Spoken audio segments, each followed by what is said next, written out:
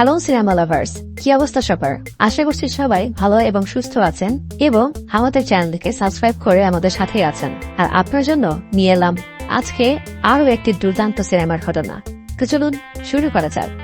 Welcome to movie break point. Hyderabad, সময় 9:55। গৌতম ফোনে তার বন্ধুর সাথে কথা বলছে।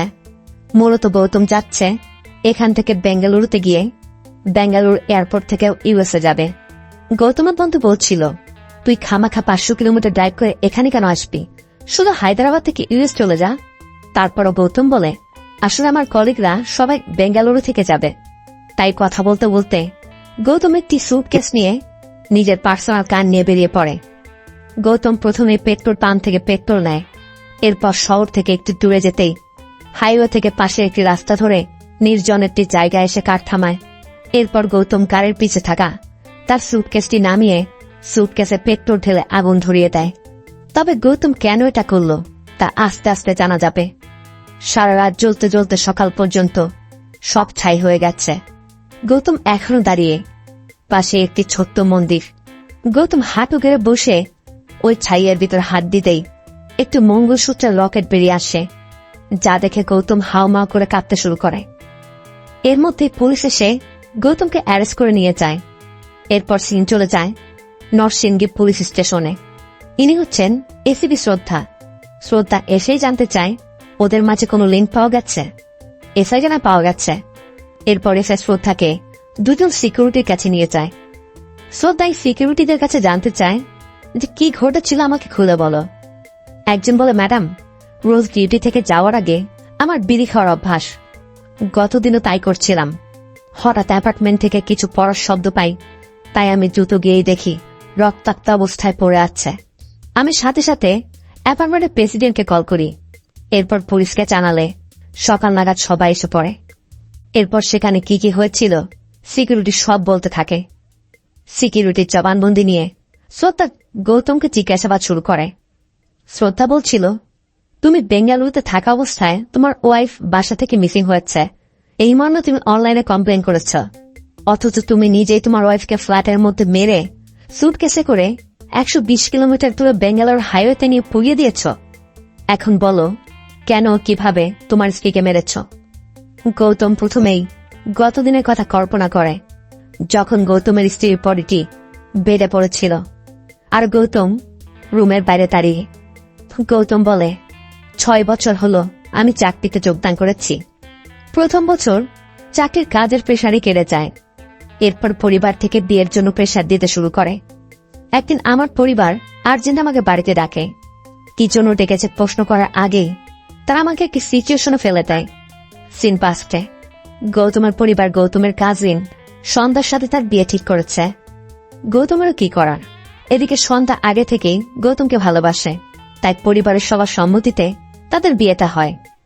বিয়ের পরই গৌতম শ্রদ্ধাকে তার হায়দ্রাবাদের এই ফ্ল্যাটে নিয়ে আসে। দুজন মিলে সুখের সংসার শুরু করে। গৌতমও তখন সুযোগ পেত শ্রদ্ধাকে শপিং এ নিয়ে যেত।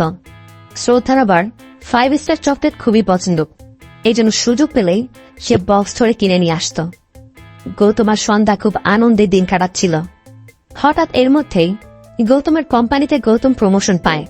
তবে 2 মাস পরে গৌতমকে ইউএস যেতে হবে। অবশ্য সন্ধ্যা ভাবছে ওই সময়টা সে নিজে বাড়িতে কাটাবে, এজন্য মায়ের সাথে কথা বলে রেখেছে। এখান থেকে সিন প্রেজেন্টে শ্রদ্ধা বলে উঠে, তুমি যা করেছ আর তুমি যা বলছ তার সাথে তো কোন কানেকশন নেই। শ্রদ্ধা তখন জানায়, আজ সকালে তুমি যে অ্যাপার্টমেন্টে থাকো ঠিক তোমার সামনের ফ্ল্যাটের ব্যালকনি থেকে একটি ছেলে পড়ে গেছে। ছেলেটির অবস্থা এখন আশঙ্কাজনক। আর এই ঘটনা যখন ঘটেছে ঠিক সেই সময়ই তুমি হাইওয়ের পাশে দাঁড়িয়ে তোমার ওয়াইফের বডি পড়াচ্ছিলে। যে ছেলেটি পড়েছে তার নাম ঋষি। নাম বলার সাথে সাথেই গৌতম একদম চমকে ওঠে। শ্রদ্ধা আরো জানায়, ঋষির যোগসূত্র থেকেই তারা গৌতমের কাছে পৌঁছেছে, কারণ যে গৌতমের গতরাতে বেঙ্গালুরুতে থাকা কথা ছিল তাকে তার ওয়াইফ সন্ধ্যার সাথে অ্যাপার্টমেন্টের সিসিটিভিতে দেখা গেছে। একদিকে সন্ধ্যার খুন হয়েছে, আবার ঋষি বেলকনি থেকে পড়েছে, এই জন্য তাদের সন্দেহটা এখন অ্যাফেয়ারের দিকে যাচ্ছে। এখান থেকে সিন চলে যায় হসপিটালে। ঋষি এখন আইসিইউতে অচেতন অবস্থায় পড়ে আছে। আপনাদের বোঝার স্বার্থে আমি বলে রাখছি, এখান থেকে স্টোরি দুদিকে যাবে। একটি গৌতমের স্টোরি আর অন্যটি ঋষির স্টোরি। শ্রদ্ধা ঋষিকে জাগানোর অনেক চেষ্টা করে, কারণ ঋষি একমাত্র কোনো ক্লু দিতে পারবে। অবশ্য ঋষির জ্ঞানও ফিরে আসে, তবে প্রথমে সে শুধু শ্রাবণী নামটা বলে। আর এখান থেকে সিন ফ্ল্যাশব্যাকে। শ্রাবণী মূলত ঋষির গার্লফ্রেন্ড। শ্রাবণী কল করে জানায় যে আমি তোমার কাছে আসছি, কিন্তু ঋষি বোঝায় মাত্র 1 মাস হলো আমি চাকরিটা পেয়েছি, আমার নিজের থাকার ব্যবস্থা এখন ঠিকমতো হয়ে ওঠেনি, এর মধ্যে হঠাৎ করে তুমি আসলে কিভাবে চলবে। শ্রাবণী বলে আমি বাসে উঠে গিয়েছি, আমি এলে তুমি সব বুঝতে পারবে। এই বলে শ্রাবণী কল কেটে দেয়। ঋষিও পড়েছে এখন মহাবিপদে। এর মধ্যে ঋষির রুমমেটটাও এসে পড়ে। এই ছেলেটার নাম স্যান্ডি। স্যান্ডি ফ্ল্যাটে ঢোকার আগেই পাশের ফ্ল্যাটের মানে গৌতমদের ফ্ল্যাটে নক করে। ভিতরে গৌতম তখন সন্ধ্যার বডির পাশে বসে আছে। গৌতম বেলের শব্দ পাওয়া মাত্রই একটি ছুরি হাতে দরজা খুলে দেখে স্যান্ডি। স্যান্ডি বলে আপনাকে চিন্তিত লাগছে কেন, কোন সমস্যা? গৌতম জানতে চায় তুমি কি চাও। স্যান্ডি বলে কিছু না, শুনলাম ইউএস যাবেন, তাই বাই বলতে এলাম। দিদিকে দেখছি না যে। গৌতম বলে ওকে থ্যাংক ইউ বলে দরজা লাগিয়ে দেয়। এরপর স্যান্ডিও তাদের ফ্ল্যাটে গিয়ে রোহিণ আর প্রকাশের সাথে ড্রিঙ্ক শুরু করে। এর মধ্যে ঋষু এসে জয়েন করে আর জানতে চায় যে কাব্যি এখন কোথায়। মূলত কাব্যি আর মেঘনা নামে 2টি মেয়ে তাদের সাথে থাকে। ঋষি স্যান্ডিদের সাথেও শ্রাবণের আসার বিষয়টা শেয়ার করে, যে হঠাৎ কিছু না বলেই ও আসছে। এর মধ্যে শ্রাবণী কল করে জানতে চায় আমি কোথায় নামবো।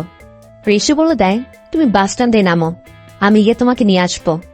এখানে প্রশ্ন আসতে পারে শ্রাবণী হঠাৎ করে কেন ঋষির কাছে যাচ্ছে, তাহলে চলুন সেটাই জেনে আসি। শ্রাবণীকে ছোট রেখে শ্রাবণীর মা মারা যায়। শ্রাবণীর বাবাও আর বিয়ে করেনি। শ্রাবণী তার 3 আন্টির কাছে বড় হচ্ছে। এই 3 আন্টির আবার 3 ছেলেও আছে, তারা সবাই এখন দেশের বাড়ি সেটেল। তাই শ্রাবণীর আন্টিরা বলছিল তুমি 3 জনের মধ্যে যে কোনো একজনকে পছন্দ করে বিয়ে করে ফেলো। কিন্তু শ্রাবণী ঋষিকে ভালোবাসে, তাই আন্টিদের শুধু বলে আমার আরেকটু সময় দরকার, আমি এখনই বিয়ে করতে চাচ্ছি না।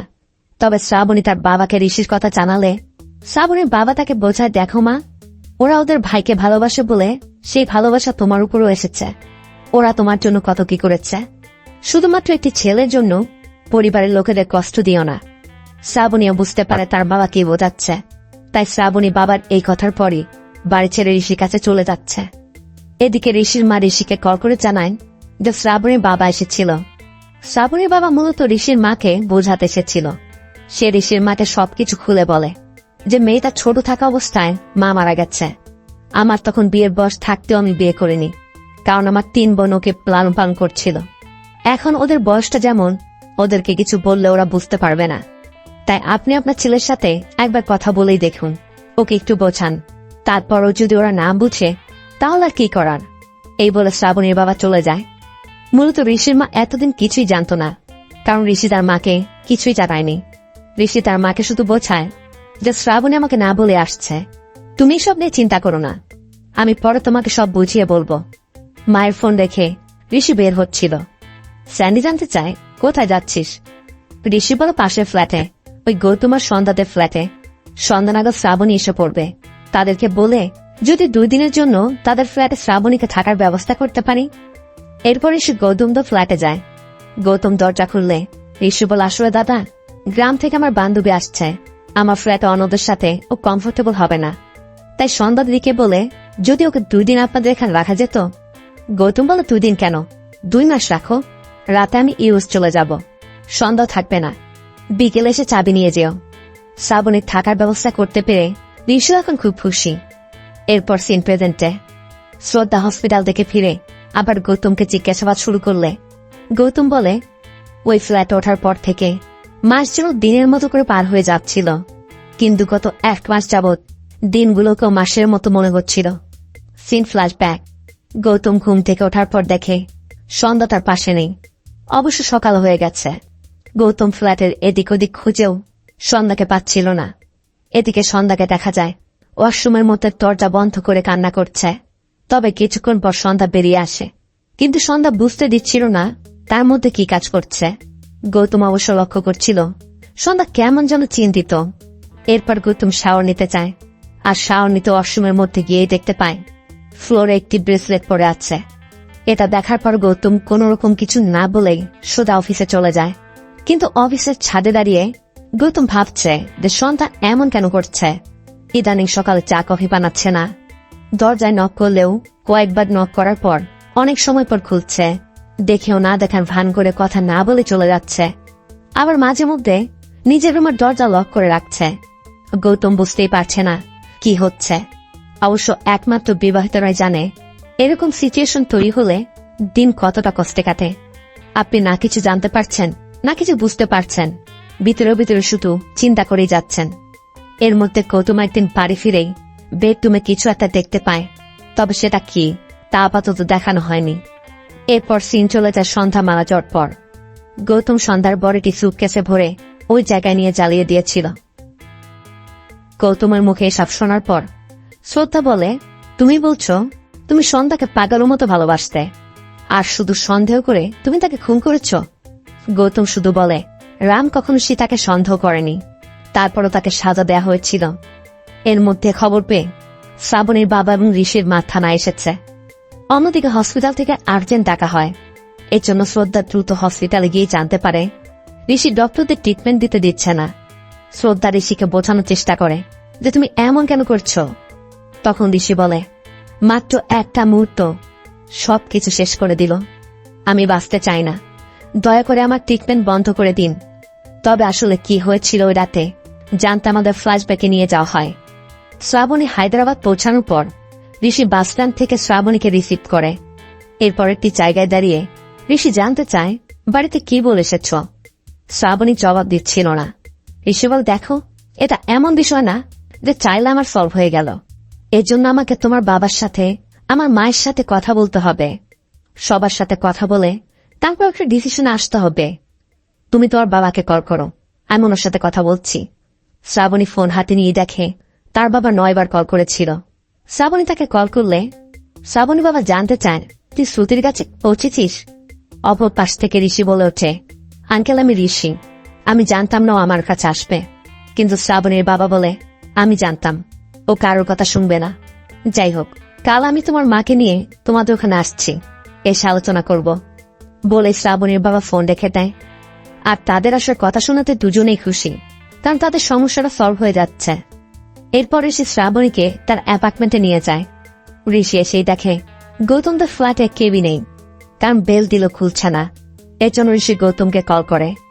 গৌতমও তখন ড্রাইভ করছে, এই জন্য ঋষির ফোন ধরছে না। কিন্তু এভাবে তারা কতক্ষণ এখানে দাঁড়িয়ে থাকবে। এই জন্য ঋষি বাধ্য হয়ে শ্রাবণীকে নিজের ফ্ল্যাটে নিয়ে যায়। ফ্ল্যাটে তখন সবাই ছিল, সাথে কামিয়া আর মেঘনা নামে ওই মেয়ে দুটিকেও দেখা যায়। মূলত এরা দুজনও এই ফ্ল্যাটে থাকে। শ্রাবণী ঠুকেই পুরো হতবাক, কারণ সবাই তখন ড্রিঙ্ক করছে। ঋষি প্রথমে শ্রাবণীকে সবার সাথে পরিচয় করিয়ে দেয়, এরপর নিজের রুমে নিয়ে যায়। শ্রাবণীও রুমে গিয়ে তার ড্রেস চেঞ্জ করে ফ্রেশ হয়ে বাইরে আসে। এখন অবশ্য বেশ রাত হয়ে গেছে, ক্ষুধাও পেয়েছে, কিন্তু খাবার শেষ। অবশ্য শ্রাবণী বলছিল যদি ঘরে চিকেন থাকে আমি ভালো চিকেন রান্না করতে পারি। ফ্রিজেও চিকেন ছিল, তাই শ্রাবণী সবার জন্য চিকেন রান্না করে। এরপর খেতে খেতে সবাই আড্ডায় মেতে ওঠে। তবে এরপর কি হয়েছিল তা জানতে আগে আমাদের গৌতমের জবানবন্দি শুনে আসতে হবে, কারণ এদিকে গৌতম বলছে এরপর দিনগুলো যেন বছরের মতো কাটছিল। সন্ধ্যা যতক্ষণ না বলছিল কি হয়েছে আমিও সহ্য করতে পারছিলাম না। তখন আমিও রিয়েলাইজ করতে পারি আমিও যেমন জানার জন্য ছটফট করছি, সন্ধ্যা বলতে চেয়ে বলতে না পেরে কতটাই না ছটফট করছে। সিন পাস্টে এমনটা সহ্য করতে না পেরে গৌতম বাধ্য হয়ে সন্ধ্যার হাত ধরে জানতে চায়, কি হয়েছে বলো, এখন অন্তত বলো, আমি কিছু করেছি? সন্ধ্যা কিছুই বলছিল না। এজন্য গৌতম বলে যে সন্ধ্যাকে আমি জানি, সে কখনো খারাপ কিছু করবে না। আর এটা বলতেই সন্ধ্যা গৌতমকে জড়িয়ে ধরে কাঁদতে থাকে। আর এরপরে আমাদের দেখানো হয় সন্ধ্যার সাথে কি ঘটেছিল। সন্ধ্যা একদিন গৌতমকে বিদায় দেওয়ার সময় কাব্যার সাথে তার দেখা হয়, আর এখানে কাব্যার সাথে পরিচয় হয়। কাব্যা জানায় আমি পাশের ফ্ল্যাটে থাকি। এরপর সন্ধ্যা একদিন সুপার শপে কেনাকাটা করতে চায়, সেখানেও কাব্যা আর মেঘনার সাথে দেখা হয়। কাব্যারা বলছিল তুমি তো তোমার স্বামীকে ছাড়া কখনো বের হও না, আজ এরা কিভাবে? এরপর তারা যখন বিল করতে যাচ্ছিল সন্ধ্যা 5 স্টার দেখে একটি বক্স নিয়ে নেয়। আর এদিকে বিল করার সময় কাব্যারা দেখে যে সন্ধ্যা যা কিছু নিয়েছে সবই জেন্টস আইটেম, মানে পারফিউম, ক্রিম, সবকিছু তার স্বামীর জন্য। মানে গৌতম যেসব ব্যবহার করে আর কি। তবে 5 স্টার বক্স দেখে বলছিল এটাও কি ওর জন্য? তখন সেলস গার্ড বলে ওঠে এটা ম্যাডামের, কারণ ম্যাডাম এটা খুবই পছন্দ করে। সেদিন সুপার শপে দেখার পর সন্ধ্যা একদিন কাপ্পি আর মেঘনাকে তার ফ্ল্যাটে 4 জন্য ইনভাইট করে। কামিয়ারাও সন্ধ্যাকে সারপ্রাইজ দিতে একটি ড্রেস গিফট করে, কিন্তু সন্ধ্যা এসব ড্রেস পরে অভ্যস্ত না। এজন্য কামিয়ারা এক প্রকার জোর করেই সন্ধ্যাকে ড্রেসটি পরায়। এরপর বলে সত্যি সন্ধ্যা, এই ড্রেস পরে তোমাকে খুব সুন্দর লাগছে, তোমার বরটা খুবই ভাগ্য বটে। সন্ধ্যা অবশ্য খুবই খুশি। এরপর একদিন মেঘনা এসে জানায় আজ মেঘনার জন্মদিন। কামিয়া বলছিল বার্থডে কালকে কি গিফট দিবে। সন্ধ্যা তখন ইনস্ট্যান্ট কি দিবে বুঝতে না পেরে, সে যেহেতু 5 স্টার পছন্দ করে তাই মেঘনাকে একটি 5 স্টার গিফট করে। কামিয়াও তখন বাটি থেকে 2টি 5 স্টার নিয়ে একটি নিজে নেয় আর একটি সন্ধ্যাকেও দেয়। এরপর খেতে খেতে মেঘনা বলছিল শুধু এটা দিলে হবে না, আমার অন্য গিফট চাই, বিকেলে আমার বার্থডে পার্টিতে আসতে হবে। কামিয়া বলে ও আমাদের ফ্ল্যাটে আসে না, আর তো পাবে যাবে। তবে এরপর তারা হাসতে হাসতে বেরিয়ে যায়। কিন্তু কামিয়ারা বের হওয়ার পর সন্ধ্যা যখনই দরজা লক করতে যাবে তখনই তার কেমন যেন ফিল হচ্ছিল। তার মাথা ঘুরছে, সামনে সবকিছু অস্পষ্ট দেখাচ্ছে। আর ঠিক তখনই স্যান্ডিকে দেখা যায় নিজেদের ফ্ল্যাট থেকে বেরিয়ে সন্ধ্যার দিকে এগিয়ে আসছে। এখানে আমাদের দেখানো হয় সন্ধ্যার সাথে পরিচয় হওয়ার পর কামিয়া একদিন স্যান্ডির সামনে ডিং করতে করতে মেঘনাকে বলছিল সন্ধ্যা এত সুন্দরী যে কেউ ওকে দেখলে ফিদা হয়ে যাবে, শাড়িতে ওকে যা মানায় না, আর যেভাবে প্রতিদিন স্বামীকে বিদায় দেয় আমারই দেখে চড়িয়ে চড়িয়ে কিস করতে ইচ্ছা করে। ওকে যে পাবে তার ভাগ্য। ওদের দেখে ফার্স্ট টাইম আমার বিয়ে করতে ইচ্ছা ডাকছে। তখনই স্যান্ডি এসব কথা শুনে সন্ধ্যাকে ফলো করতে শুরু করে। বিভিন্ন সময় বিভিন্ন জায়গায় সন্ধ্যাকে দেখার পর স্যান্ডিও ফিদা হয়ে যায়। স্যান্ডি জানত সন্ধ্যা 5 স্টার পছন্দ করে, তাই স্যান্ডি 5 স্টারের মধ্যে ড্রাগ মিশিয়ে দেয়। আর ওই ড্রাগ দেওয়া 5 স্টার প্যাকেটটি স্যান্ডি কামিয়াকে দিয়েই ওই ঘরে পাঠিয়েছিল। আর কামিয়াও নিজ হাতে ওই সময় শ্রদ্ধাকে সেটি দিয়েছিল, যেটা খেয়ে সন্ধ্যার এখন এই অবস্থা। আবার তারা জানত গৌতম কোন ব্র্যান্ডের পারফিউম ইউজ করে, তাই স্যান্ডিও সেই ব্র্যান্ডের পারফিউম দিয়ে এসেছে। সন্ধ্যাও যদি স্পষ্ট দেখতে পাচ্ছে না, তাই পারফিউমের ঘ্রাণে গৌতম মনে করে স্যান্ডিকে ঘরে ঢুকতে দেয়। এরপর স্যান্ডি নেশাগ্রস্ত সন্ধ্যাকে তার বেডরুমে নিয়ে ধর্ষণ করে। যাওয়ার সময় স্যান্ডি বলছিল দেখো সন্ধ্যা, বেশি ভাবতে যেও না, আজকের দিনের কথা ভুলে যাও, কারণ এতে করে তোমার স্বামী তোমার সাথে সুখে থাকবে। এই ছিল মূলত সন্ধ্যার সাথে ঘটা ঘটনা, যেটা সন্ধ্যা গৌতমকে জানিয়েছিল, আর এখন গৌতম শ্রদ্ধাকে জানাচ্ছে। এবার আসি ঋষি আর শ্রাবণের স্টোরিতে। স্যান্ডি যেহেতু চরিত্রহীন আর নেশাগ্রস্ত ছিল, তাই ওই রাতে শ্রাবণীকে দেখার পর স্যান্ডি নিজেকে কন্ট্রোল করতে পারছিল না। এই জন্য স্যান্ডি ঋষির দরজায় নক করে, আর ঋষি দরজা খুলতেই স্যান্ডি ঋষিকে এক টানে বাইরে বের করে ভিতরে গিয়ে দরজা লাগিয়ে দেয়। এরপর স্যান্ডি জোরপূর্বক শ্রাবণীকে রেপ করে। এরপর স্যান্ডি বেরিয়ে এলে ঋষির সাথে সাথে স্যান্ডিকে ধরে নিয়ে মারতে যাচ্ছিল, কিন্তু ঋষি দেখে এই ফাঁকে অন্য দুজনও ঢুকে পড়েছে। তারাও ঢুকে দরজা লাগিয়ে দেয়। ঋষিও অসহায়ের মতো কিছুই করতে পারে না। তার এই 3 রুমে তার চোখের সামনে তার ভালোবাসার মানুষটিকে পালাক্রমে ধর্ষণ করে। ঋষি এটা কিছুতেই মানতে পারছিল না। এই জন্য ঋষি ওই 3 নেশাগ্রস্তকে খুন করে ফেলে, যা দেখে ভয়ে কামিয়ার মেঘনাও সেখান থেকে পালিয়ে যায়। এরপর শ্রাবণী বেরিয়ে আসে। শ্রাবণী ঋষিকে বলে আমি তোমার কথাও শুনিনি, আমি বাবার কথাও শুনিনি। ঋষি শ্রাবণীকে বোঝায় এখানে তোমার কোনো দোষ নেই, তুমি ভেঙে পড়ো না। আমি তোমাকে বলেছিলাম না আমার আরেকটা জব অফার আছে, আমরা এখান থেকে তোমার পছন্দের জায়গা বেঙ্গালুরুতে চলে যাব। তোমার বাবার সাথেও আমি কথা বলবো, আমার মাও আমাদের সাথে এসে থাকবে, প্লিজ তুমি কিছু বলো। শ্রাবণী কোনো জবাবে দিচ্ছিল না। শ্রাবণী শুধু ঋষির দিকে একবার তাকায়, এরপর এক দৌড়ে ব্যালকনি থেকে ঝাঁপ দিয়ে নিচে পড়ে যায়। ঋষিও সাথে সাথে ঝাঁপ দিয়ে পড়ে যায়। তার মানে ওই রাতে দুজনই পড়েছিল। সকাল হতেই পুলিশ, অ্যাম্বুলেন্স সব আসে, তবে শ্রাবণী স্পটেই মারা যায়। আর ঋষি বেঁচে থাকায় ঋষিকে হসপিটালে নেওয়া হয়েছিল। সিন প্রেজেন্টে ঋষির অবস্থা আশঙ্কাজনক ছিল। এর মধ্যে ঋষিও মারা যায়। হসপিটালের করিডোরে ঋষি আর শ্রাবণীর দুজনেরই বডি এনে তাদের বাবা মায়ের সামনে রাখা হয়। শ্রদ্ধা এখন পুরো বিষয়টা বুঝতে পেরেছে। তবে শ্রদ্ধা হসপিটাল থেকে ফিরেই আবার গৌতমের কাছে যায় এবং টেবিলের উপর গানটি রেখে বলে, ওয়াইফ যখন সমস্যায় পড়ে তখন স্বামীকে তার সাপোর্ট করতে হয়, তা না করে তুমি তোমার স্ত্রীকে কিভাবে মারলে? গৌতম শুধু মুচকি হাসে। শ্রদ্ধা আবারও বলে, এখন পর্যন্ত তুমি আমাকে যা কিছু বলেছ তা সত্যি না মিথ্যা তা পুরোটাই তোমার এখনকার জবাবের উপর নির্ভর করছে। তারপরও গৌতম কিচ্ছু বলছিল না দেখে শ্রদ্ধা জানালার কাছে এসে দাঁড়ায়। আর তখনই গৌতম শ্রদ্ধার গান নিয়ে নিজের মাথায় শুট করে দেয়, যে জন্য শ্রদ্ধা জানতেই পারল না গৌতম কেন আর কিভাবে সন্ধ্যাকে মেরেছে। এই জন্য শ্রদ্ধা তদন্ত শুরু করে। শ্রদ্ধা গৌতমের ফ্ল্যাট কার সবকিছু তন্ন তন্ন করে খুঁজতে থাকে, কি হয়েছিল এই ফ্ল্যাটের মধ্যে। এখানে আমাদের এটাও দেখানো হয় গৌতম সেদিন ফ্ল্যাটে ফিরে কি দেখেছিল। গৌতম সেদিন ফ্ল্যাটে ফিরে দেখতে পায় বেডরুমে শ্রাবণীর শাড়ি পরে আছে, পাশে বেশ কয়েকটা 5 স্টার খালি খোসা। আর এটা দেখেই গৌতম সন্দেহ করেছিল। এরপর সিন চলে যায় থানায়। সব শুনে গৌতমের বাবা মা বলছিল গৌতম এতটা খারাপ না যে ওর ভালোবাসার মানুষটাকে শুধু সন্দেহ করে এভাবে খুন করবে। গৌতমের বাবা অনুরোধ করে, সত্যি কি ঘটেছে আমাদের বলুন, আমরা আমাদের সন্তান হারিয়েছি, এখন সত্যিটা জানা ছাড়া আমাদের আত্মা শান্তি মিলবে না, আপনার কথার উপরে নির্ভর করছে গৌতম আমাদের হৃদয় থাকবে না মুছে যাবে। শ্রদ্ধা বলে, আমিও গৌতমকে একই প্রশ্ন করেছিলাম, উত্তরে ও আমাকে $1 মিলিয়ন প্রশ্নের মাঝে ফেলে দিয়েছে।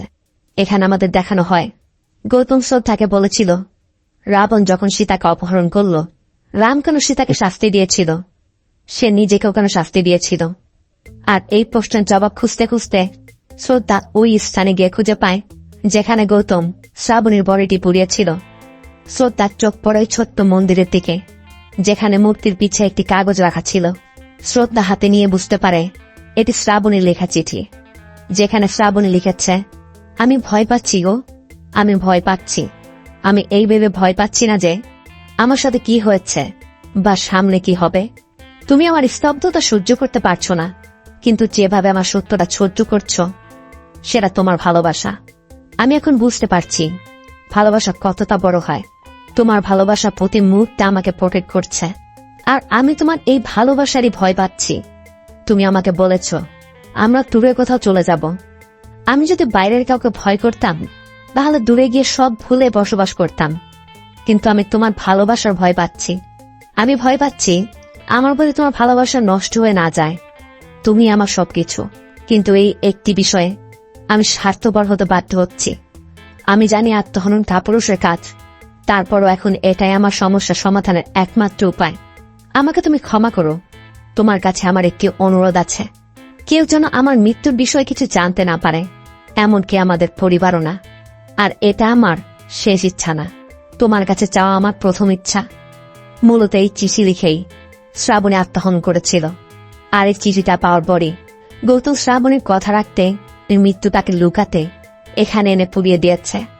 আর শেষ পর্যন্ত গোপন রাখতে সর্বোচ্চ চেষ্টা করে গেছে। শেষমেশ নিজেকেও শেষ করে দিয়েছে, কারণ সন্ধ্যাকে ছাড়া গৌতম বাঁচতে চায়নি। পৃথিবীতে কোনো স্থানই মেয়েদের জন্য নিরাপদ নয়, তবে আপনাকেও এর জন্য সচেতন হতে হবে। এমন কোনো সঙ্গে বা এমন কোনো স্থানে যাওয়া যাবে না যেখানে নিজের নিরাপত্তা নিয়ে প্রশ্ন ওঠে।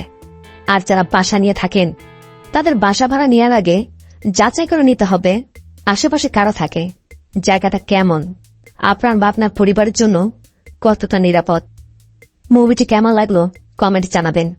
ভিডিওটি ভালো লাগলে ভিডিওতে লাইক দিয়ে চ্যানেলটিকে সাবস্ক্রাইব করতে একদম ভুল করবেন না। দেখা হবে অন্য কোনো মুভি বা সিরিজের এক্সপ্লেনেশন ভিডিওতে। ততক্ষণ সবাই ভালো থাকবেন, সুস্থ থাকবেন। আল্লাহ হাফেজ।